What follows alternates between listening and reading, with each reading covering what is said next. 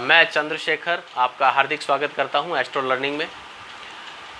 हम इस चैनल के माध्यम से ज्योतिष से जुड़ी हुई बहुत ही रोचक और छुपी हुई जानकारियां जो कहीं देखने को नहीं मिलती या पढ़ने को नहीं मिलती, उनके बारे में बात करेंगे। और आज एक इम्पॉर्टेंट चीज़ जो लग्न कुंडली के द्वारा देखी जाती है उसके बारे में हम बात करेंगे। दोस्तों, आप सभी जानते हैं, जो ज्योतिष से जुड़े हुए व्यक्ति हैं वो सब जानते हैं कि कुंडली का जो छठा, आठवां और 12वां भाव है वो त्रिक भाव कहलाते हैं। इनके स्वामी कहीं बैठ जाएं, उस भाव की हानि करते हैं या उस भाव से संबंधित जो फल प्राप्त होते हैं उनमें कमी लाते हैं, उनके सुखों में कमी लाते हैं। इसी तरह से किसी भी भाव के स्वामी छठे, आठवें, 12वें भाव में बैठ जाएं तो भी उन भावों की हानि होती है, उन भावों के सुख में कमी आती है। तो आज हम इन सब बातों के अलावा एक और चीज़ के ऊपर चर्चा करेंगे।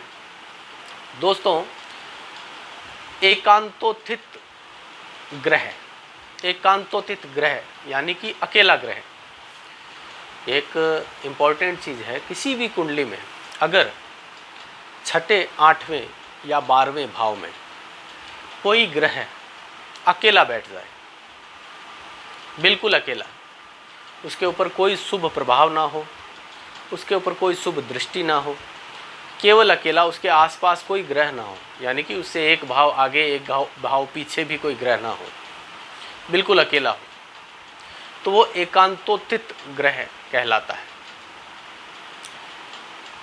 एक बार फिर से आपको बता देता हूँ कि कुंडली के छठे, आठवें और 12वें भाव में कोई ग्रह अकेला बैठ जाए, उसके ऊपर कोई भी शुभ दृष्टि ना हो, उसके अगले और पिछले भाव में कोई ग्रह ना हो, तो वह एकांतोत्थित ग्रह बन जाता है, अकेला ग्रह बन जाता है, अकेला रहता है।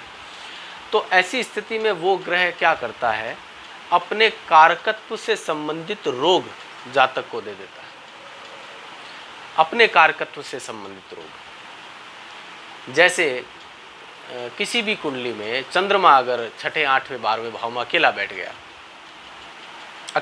उसके आगे पीछे कोई ग्रह नहीं है और उसके ऊपर कोई भी शुभ दृष्टि नहीं है, तो ऐसी स्थिति में चंद्रमा से संबंधित, चंद्रमा के कारकत्व से संबंधित रोग जातक को उत्पन्न होने की संभावनाएं बहुत ज़्यादा बढ़ जाती है। जैसे आदमी मानसिक रूप से कमज़ोर हो जाता है, बीपी, ब्लड सर्कुलेशन से संबंधित बीपी लो हाई की समस्या हो जाती है, सांस से संबंधित तकलीफ उसको हो जाती है, अस्थमैटिक प्रॉब्लम हो जाती है।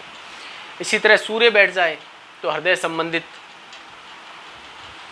रोग, इसके अलावा हड्डियों से संबंधित समस्या।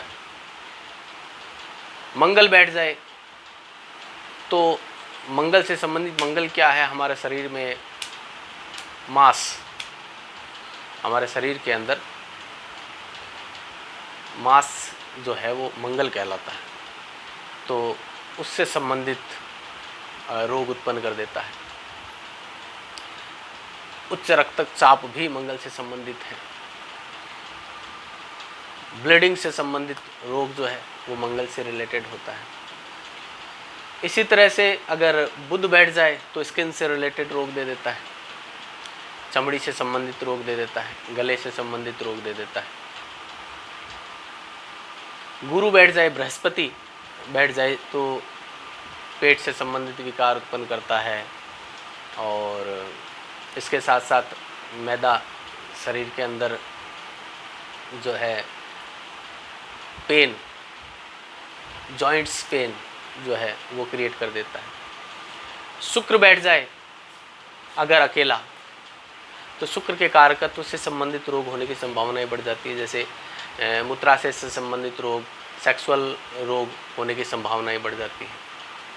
इसके बाद शनि अगर बैठ जाए, शनि, राहु ये प्लैनेट बैठ जाएं तो नर्व सिस्टम से संबंधित रोग उत्पन्न करते हैं, पैरालिसिस, सन्निपात आदि रोग उत्पन्न करने की क्षमता रखते हैं। तो ये एक चीज़ जो है आप कुंडली में ज़रूर देखें। अलग अलग कुंडलियों में देख करके इसका विश्लेषण करें। इससे जो भी चीज़ आपको नई सीखने को मिले उसके बारे में आप कमेंट में बताएं।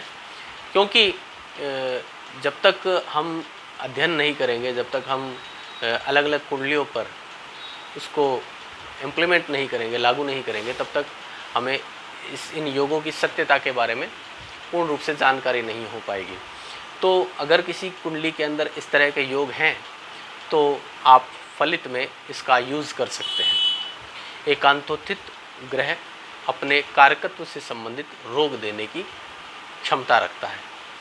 तो आगे हम फिर नई चीज़ पर चर्चा करेंगे, ज्योतिष से जुड़ी हुई नई नई बातों पर डिस्कस करेंगे। आज के वीडियो में बस इतना ही। नमस्कार।